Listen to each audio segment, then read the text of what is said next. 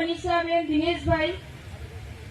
હું ધાનપુર તાલુકાના પીપેરો ગામેથી અહીંયા આવું છું અને અત્યારે હું BA માં લાસ્ટ યરમાં અભ્યાસ કરું છું ઇતિહાસ વિષય સાથે.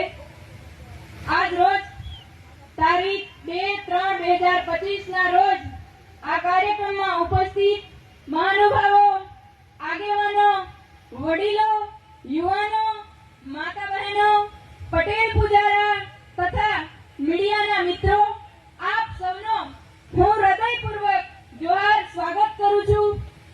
આજનો મારો વિષય છે દહેજ, દારૂ અને ડીજે.